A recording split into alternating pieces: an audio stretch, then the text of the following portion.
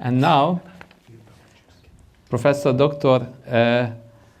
Arnold van Zyl will come to the stage, and you are one of the top gurus of the dual education system. I hope I've got my presentation.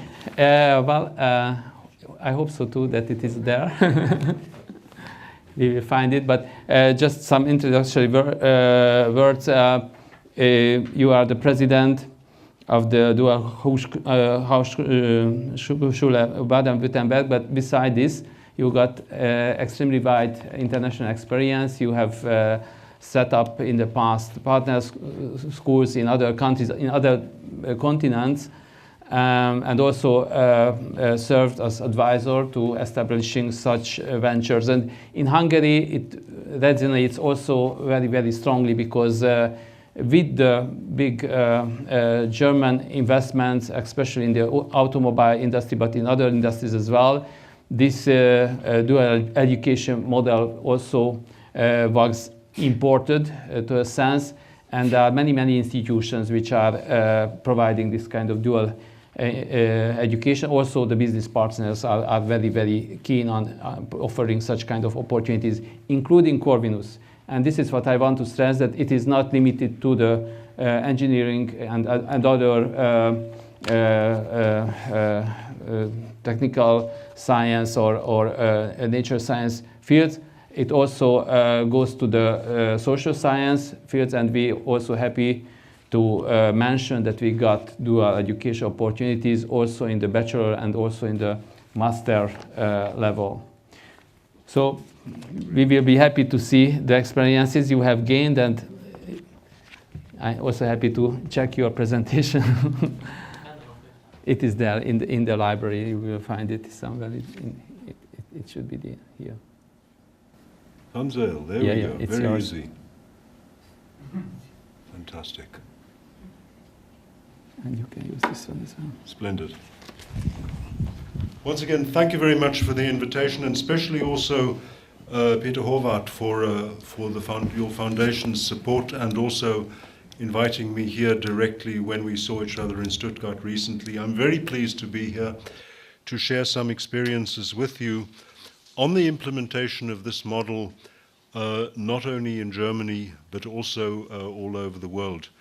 Something you didn't mention, Mr. Chair, one of my favorite jobs is working in DAAD. I'm very active as well in the Deutsche Akademische Austauschdienst, and I'm also a part of the board of them. What I would like to do today is I would like to get this system working,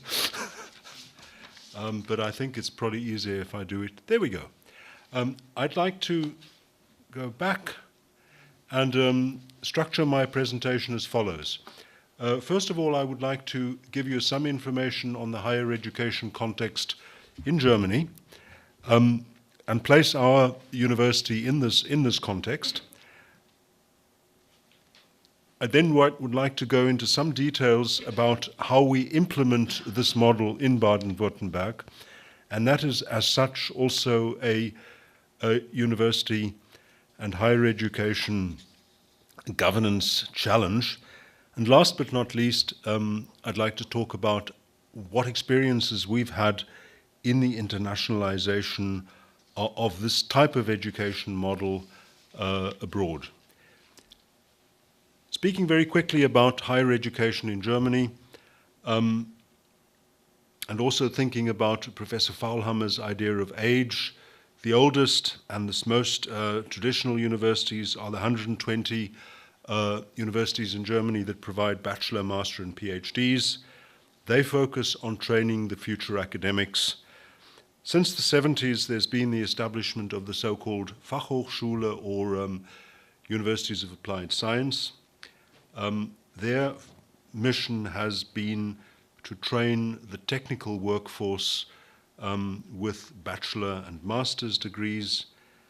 We have a range of specialized universities, universities of education, art and music, and the youngest in this highly differentiated system is our university, the Cooperative State University of Baden-Wuerttemberg, we are all of 9 years old. It's a new and very experimental system that was discovered and essentially initiated in Baden-Wuerttemberg. And the motivation for doing this in Baden-Wuerttemberg was the realization that the structure of the industry, the structure of the business sector, the social structure as well as the public administration sector is undergoing enormous changes. And all these sectors came together in a discussion with the Ministry of Higher Education in Baden-Württemberg and pioneered the system. Added to that, of course, it's very important to recognize that in Germany, there's an enormous increase in vacant jobs, but vacant jobs that require a very specific skill set. And the unemployment rate is dropping. And in this pinch point of requirement of high skill sets or very specific skill set and low unemployment, this university system was essentially initiated. We became a university, or a Hochschule as it's named in Germany, in 2009. Very importantly for us was to place ourselves in the quadrant and to set ourselves up complementary to the other university systems that were already around. With two factors. One is, how much academic competence do you want to give the students? How much do you want to equip the students with experience to go into the workplace? And on the other hand, what degree of employability do you want to give these students so that they can stay and be in the community where they have trained? Now, I've tried a broad approach where classical higher education systems find themselves on this matrix. Let's start with the artisanal training. The artisans are trained extremely highly employable, but with very relatively little academic ability. They learn recipes. On the other hand, you have the classical university education, which develops the personalities and sharpens the academic competence and essentially is there for the next generation of academics. The University of Applied Science, because they have a very similar structure to the universities, sort themselves somewhere on that matrix. But I see an enormous convergence of University of Applied Science. They want to become more like universities. They want to give PhDs. They want to provide exactly the same services as universities. So the differentiation is suffering. We, as the Duale Hochschule Baden-Württemberg, aim, and we're not there yet, we aim to put ourselves in that quadrant. A sufficient degree of academic competence with all those methodological tools that you need as a university graduate, but a very high degree of employability so that you can go into the workplace and contribute quite substantially right from the word go. Now, how do we do this? We do this by using a very specific pedagogic model. It's based on the experiential learning model that was developed by Dewey and later by Kolb, essentially learning by doing. And this experiential learning model has 4 phases. The first phase is the concrete experience of what you're learning, being in the factory floor, being in the hospital, or being in the bank. Very important, it's not just being there, but also while being there, reflecting about what you've seen and building some models, building some generalization models about what you've observed, the reflection. We then, as the students come from the work environment into the academic environment, try to match their experiences and their models with current theory.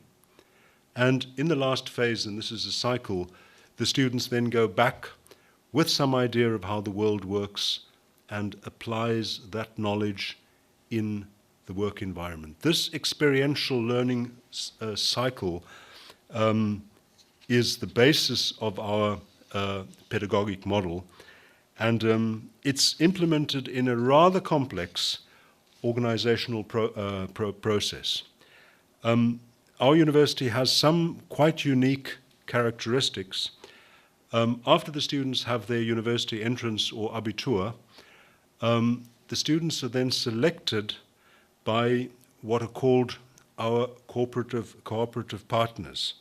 Now, private and public companies, social institutions, public authorities are all members of the university. They become members of the university and are admitted to our university by a set of formal criteria. They then, after they've been admitted, select the students and pay the students and send them to our university. And the students then go through these cycles, 3 months with us and 3 months with our cooperative partners. And the curriculum that is taught during these 6 semesters, 210 ECTS, have been jointly developed by our cooperative partners, by the professors, and is also jointly taught. Around 50% of our teaching load comes from the outside, and we have a very strong Hochschuldidaktische, a didactic center which supports our dual partners in teaching. After that, we have degrees of arts, degrees of engineering, degrees of science, as I said, 210 ECTS. After 2 years of work, we also allow our students into postgraduate studies, and we have a couple of master's programs which are all work integrated as well. A small proportion of our students go on to do PhDs in cooperation with the classical research universities. We are not a research university, and we don't focus on PhD training. Our focus is on employability and skilling our students with all those soft skills as well that they need to operate in the work environment. So this integrated curriculum, which combines theory and practice, essentially put into place by a system where the students have a changing place of learning. It's not just a practicum where students go and make coffee and make photocopies. They're learning in the work environment. That's a very important point. Another unique element of our university is the fact that it is a distributed university. We have around 34,000 students, 800 professors in 12 different locations all along Baden-Wuerttemberg. And these 9 academies are essentially coordinated by the Presidium, which develops the curriculum together with the dual partners, which obviously also allocates the funds and makes sure for quality. And it's a huge governance challenge to ensure, on the one hand, the regional freedom, but also to deal with this university as one entity. That is a challenge. Again, because of our distribution, we've also, in the last 10 years, developed quite a differentiated regional partnership. And what is important, our core curriculum, around 20% of our core curriculum can be adapted locally to suit the needs of the local industry. So there is as well within the university a degree of differentiation. We have core curricula in technology, in economics, in social science, and in ancillary medicine. And it's very important, the point you made, around 40% of all social workers in Baden-Wuerttemberg come from our university. There's been a huge shift from the Fachhochschule into our university, and we're driving as well the academization of ancillary medicine services in Baden-Wuerttemberg. This has been such a successful model that at the moment we have the most, around 10% of the students of Baden-Wuerttemberg in our university. And in 2017, 16, 17, we also produced the most graduates of all universities in Germany. Around 10,000 graduates per annum come out of our university. So it is a job-creating machine. There are advantages, of course, for all parties involved. The students, of course, have a huge advantage. Small classes, we limited to 30 classes. Financial independence, the students get selected and paid around 1,500 euros a month by their respective partners. And of course, one very important thing is they have excellent prospects in the labor market once they come out of our university. We have some advantages as well for government. It's very compact, it's 3 years, and after that the students are employable.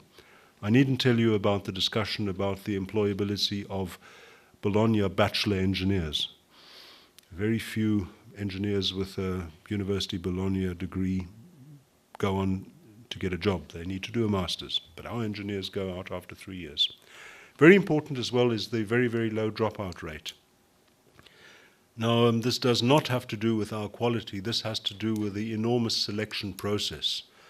One of our dual partners, typically Daimler, sends to us 250 students a year. They select these 250 students a year from 12,000 applicants. And this happens across the board. So there's a huge selection process. Not only do the students come with a very good Abitur, they also get selected, and they are highly motivated. Again, after 3 months of graduation, 100% of our students are in jobs. So we don't graduate students into unemployability. And a very interesting thing as well is that this is an instrument for inclusion. No other university has a higher proportion of students that are what we call pioneer students, whose parents have not gone to universities. Because of financial independence, because of the system, it's very attractive. It's also very, very attractive for regional development, because once students come into a region, they stay. And because we are regionally distributed, we are not in big cities. Well, we are in Stuttgart and Mannheim and Karlsruhe, but we also in Bad Mergentheim and Lörrach and Ravensburg. And once students come there and they see the quality of life and they get a job, there is now some indication that we have a net gain of young people into rural regions. So it's also a very good instrument for regional development. Colleague Faulhammer spoke about that earlier on as something which may be interesting for the Donau region. Last but not least, it's of course an advantage as well for the cooperative partners. Very importantly, there's a relevant curriculum because they develop the curriculum with us. There's an early corporate socialization, and of course, the students perform very, very well once they get into the job market. There are some of our partners. I think you know the names. Very importantly as well is we have a large amount of partners from the Mittelstand and even SMEs are now coming to us. We also have, interestingly enough, NGOs as partners, especially in the social sciences area. Some indicators of success is that the best secondary school leavers come to us. There's a study from the University of Tübingen, and an IBM study showed that there's very attractive career paths for our students, which is also, of course, associated with earning capabilities. Let me close with the internationalization strategy of our institution. What we aim to do is primarily to contribute to the competitiveness of our cooperative partners in the global environment. Take Germany as a country with a huge foreign direct investment. Companies from Baden-Wuerttemberg have factories all over the world and also are involved in export. So our internationalization strategy would like to contribute and support our cooperative partners in the global environment, and we do this essentially with two instruments. On the one hand, it's very important to inculcate the students with a degree of intercultural competence, which means exchange, especially in summer schools, and also bringing students to us in summer schools. And another area is where we, together with our cooperative partners and universities, develop specific customized programs abroad. Kecskemét is an example in Hungary, where we have taken this program with the University of Kecskemét, with Knorr, Bremse, and with Daimler, and this is now implemented there. Every region has a different way of doing this. There's no magic recipe. Other than Hungary, we've implemented this in India. In Latin America, there's a system of Duale Hochschule Lateinamerika with 10 universities running the system. In China, we've established this together with the Southeastern University in Taizang. And there's huge interest in many countries for doing this. And everyone says, we want the German cooperative education system. But I can tell you it's not a magic bullet. It's not something that the Germans have discovered and that it's something magic. There are a couple of prerequisites that need to come together for the successful implementation of such a system in a foreign domain. Very importantly is there needs to be a critical mass of companies, of public authorities, and of social institutions who are prepared to invest proactively. People who will not wait till the graduates come out of the university, but they need to invest proactively in developing the curricula in teaching. Very importantly as well is that the state authorities need to accredit and certify this very complicated and rather strange model. How can you give ECTS points when students are spending 3 months at a time within an industry or a social environment? How do you do that? Get your head around that. The most difficult one is what I call the higher education culture. The university system which says, oh, we know best how to train the students. Who wants to ask the industry what they need? We'll train them. And that change of university culture is one of the largest impediments to getting the system implemented. And then, of course, there needs to be some know-how. It's quite complicated to structure this, to implement it, to operate it, some of the logistic things, and there we have some experience. But these things need to come together, and if they come together, you can implement this. One of our most successful implementations has been a GIZ, a German cooperative. What is GIZ in English?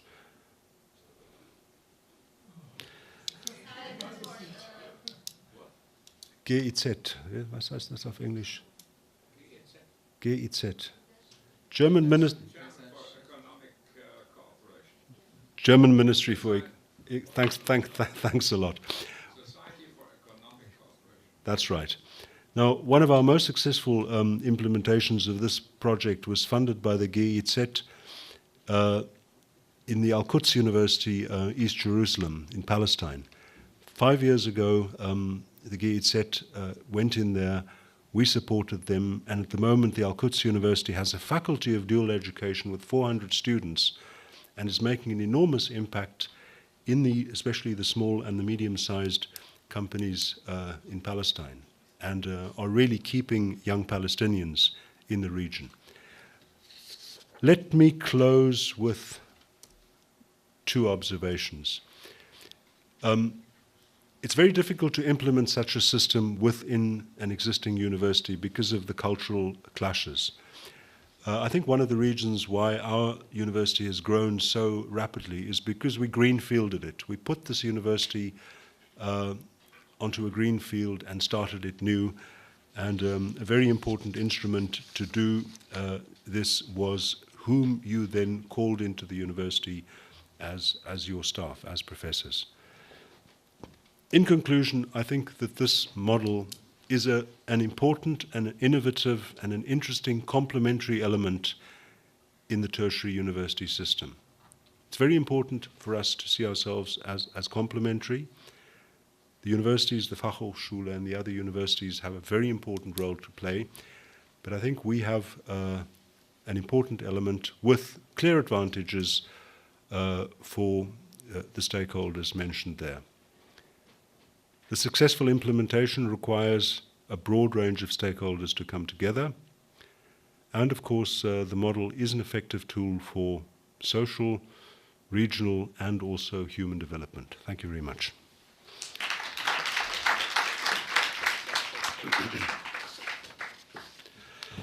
Thank you, Professor Ansel. And as in the previous case, we got some 10 minutes for questions, so I call the audience. Probably you were the first. Thank you very much. This was indeed very interesting. I'm Renata Hall, I'm from Slovakia, and I have a few questions, but I will start with one which is kind of pressing for me.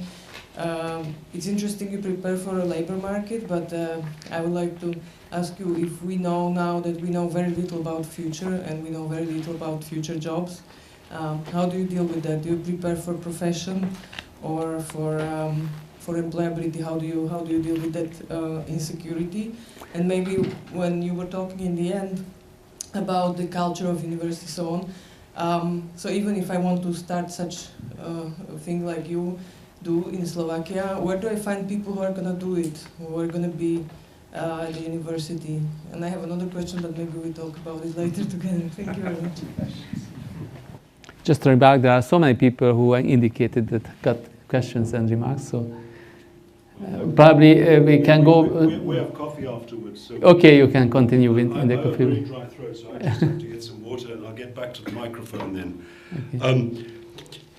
Your point about how do we know what the future skills are is a very important one. Our curriculum doesn't focus very much on inculcating specific knowledge. Our curriculum is very much focused on methodological skills. How do I acquire knowledge? How do I work with knowledge? It's the methodological aspect that also Professor Faulhammer spoke about. Students can get their content today on Udemy, they can get their content today on platforms. We work very much, and this is why we work in small groups, ensuring that students know how to differentiate knowledge and know when something is substantial or not. So it's very much methodologically focused, so that in 10 years' time they can still change. And also the ability to work in a changing environment is something we focus on very strongly. We have quite a big portfolio of what we call generic skills, or normally soft skills. But I know, and we all know, that the soft skills are the skills that last the longest. Your question to Slovakia, Volkswagen Slovakia is very interested in doing this, and recently our international office had a workshop with them. And I think your colleague from Kecskemét University has some good experience as to how to do this within a university environment. Okay, thank you. You were also... Well, I have more of a comment coming from the state of Baden-Wuerttemberg and being a representative of one of the classical universities. We had this discussion with this Duale Hochschule for years, and a few things should be very clear. First of all, it's complementary. Absolutely. Second, was from the very beginning very much industry driven. It's not only about the employment of young people, it's about the industry, especially in an area that is widespread, with a lot of medium-sized companies to get the employers that they want. And this is a critical, this could be a critical issue, but I think the advantage of this system, it can be very flexible. I mean, you can be in the Dual Hochschule, start your career, and then can go later to university. This is about car manufacturing. Okay. It is not about thinking about the mobility in the future. And I also don't buy this thing that university academic is less employment and the employability does not require academic skill. So this is very much, I don't buy this. I mean, it just depends on what you want to do. I mean, for example, we have a very good example near Ulm. This is Zeiss. Yeah. It's one of the high-tech companies that on one hand also makes regular products, like your classes. Yeah. So they need two sorts of people.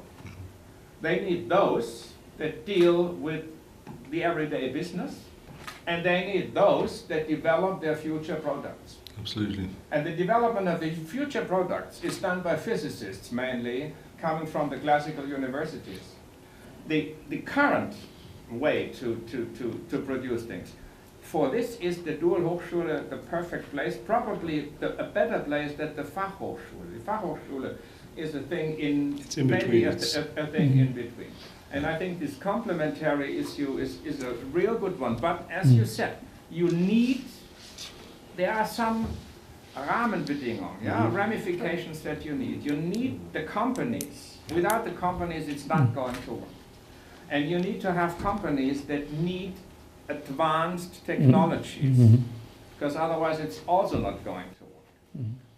May I add that probably we need also a critical mass of students at a certain company, because this is what we suffer from here in Hungary, that each company wants to employ only one or two students, and economies of size is not fulfilled.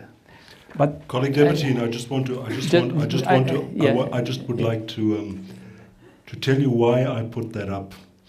This slide I presented in the Hochschulrektoren Conference after the previous head of the Hochschulrektoren Conference, you know him, made the statement that our job as universities are not to provide the next generation of employers. Our generation is to develop the young people. And I did that specifically, and I said, is that what you want? Of course, it's a very differentiated picture, and I'm also very pleased that we're cooperating with you in Ulm for the further development of paramedical sciences. It's not as black and white as that. That's true. Okay, thank you for the response. And there were some others. Yes, you please. Alexandra Lis from Poland. I have two questions. The first one is about the number of graduates. You told that there are plenty of graduates and there were different... I can hear you. Okay. Okay.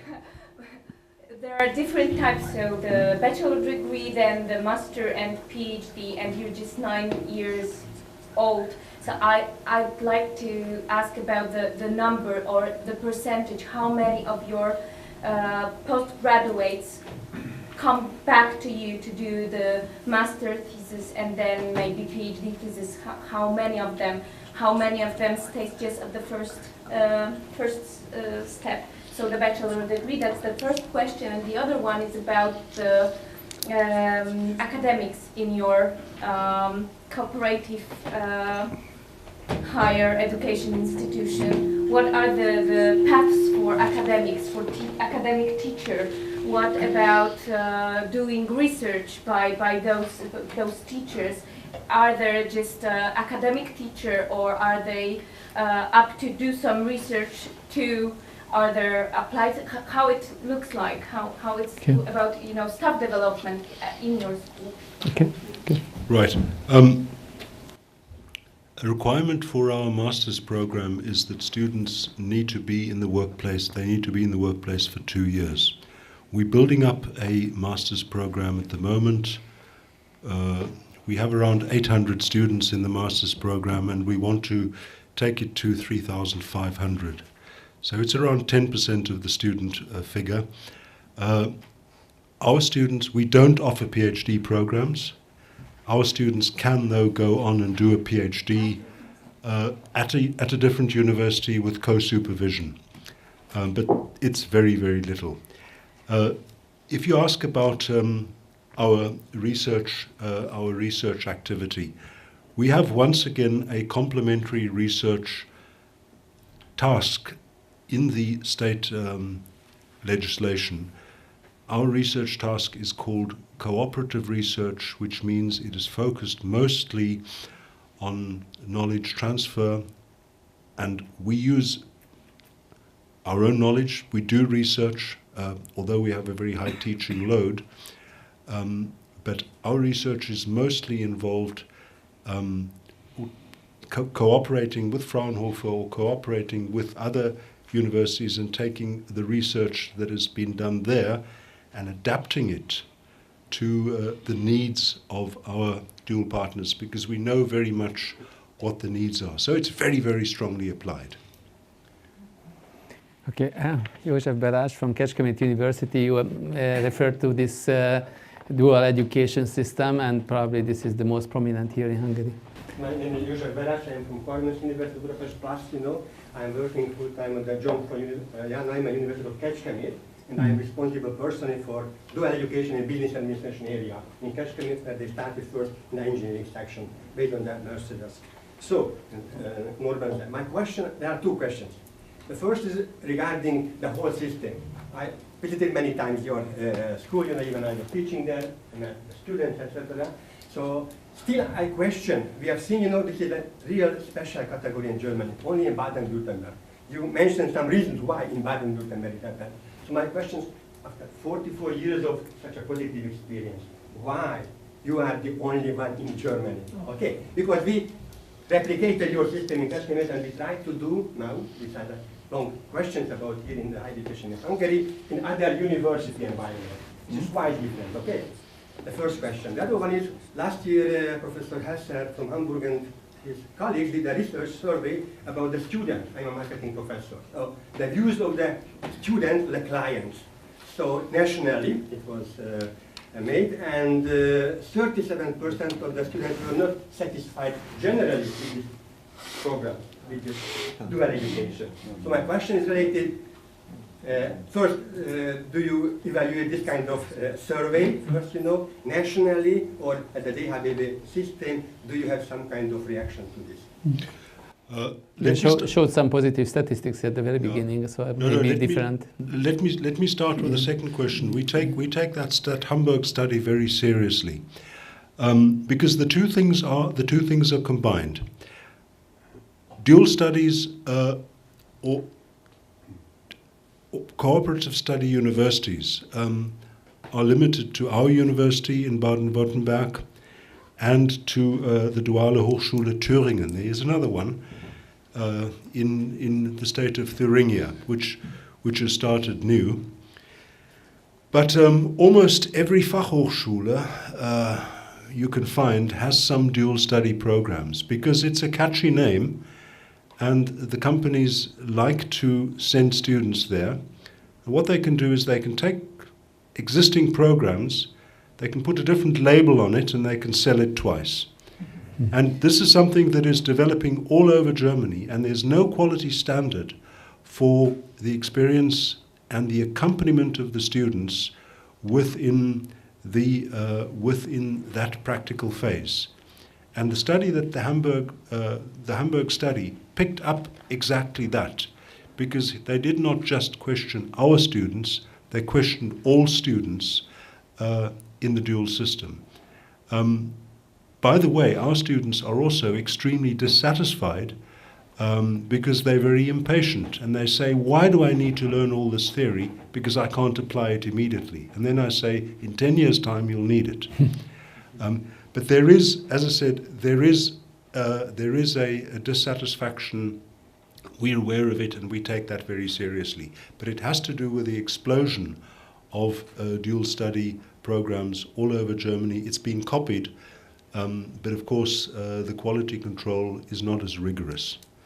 I think that answers both questions because they are related. Yeah. Last questions. Peter, you got some preference here. I have to tell you. My question is a very simple one, and I was a little surprised that nobody asked this question because I think one of the most important. How is the financial model of this system? Who pays for what? There are the companies, there are the students, there are perhaps the government, perhaps there are some non-profit organizations or something like that. How is the financial model for such a dual system? Okay, that's quite simple. We're a state Hochschule, staatliche Hochschule. The state pays for the professors, and the state pays for the buildings, and the companies pay for the salaries of the students, and we have a DHBW Foundation where the companies put in some money as well, but that's a very small amount. Our budget is quite simple, 200 million euros from the state per annum, and around 600 million euros is leveraged by the investment of the companies in the salaries of the students. So there's a huge also economic effect, and we don't take into account the time and the effort for organizing this within the companies. So it's very simple. In fact, in Hungary, there is some tax advantage when a company employs a dual student, but only for those students who enjoy a state scholarship. And many students do not, especially in our area. It's a problem in Hungary. I think if you want to establish such a system in an Eastern European country, it is very, very basic to have companies who are able to pay for that system. And if you don't have the spirit for this idea, and if you don't have the money, then this system couldn't work anymore. Well, you know, it's amazing how our partners pay the students 1,500 euros a month, and after 3 years, there's no obligation for the students to work for the company, and there's no obligation for the company to take the students, although around 80% transfer. So it is that culture of investment. And if you have a critical mass, it's not a problem. If somebody doesn't go to Bosch, they go to someone else. Yes, probably the last question then, okay.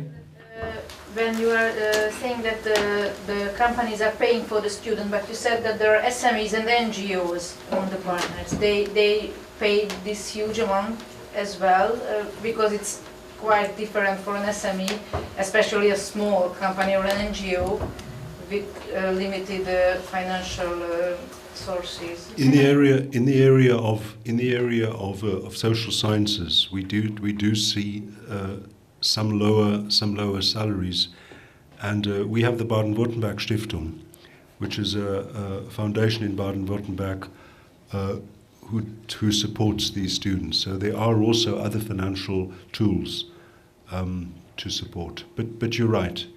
Even though the NGOs are prepared to put that money in. Okay, but as I understood, the only thing the corporate side pays is the salary for the students, isn't it? Because this is what they pay. If you look at the teaching load, around 50% of our teaching load is done by our cooperative partners. So it is also a kind of these partners get 35 euros per hour, which doesn't cover their costs. So they get encouraged to teach from the companies as well. Well, thank you so much. It's a very exciting topic, and I'm quite sure that in the break you can continue and again even more insight in the German system, and thanks again.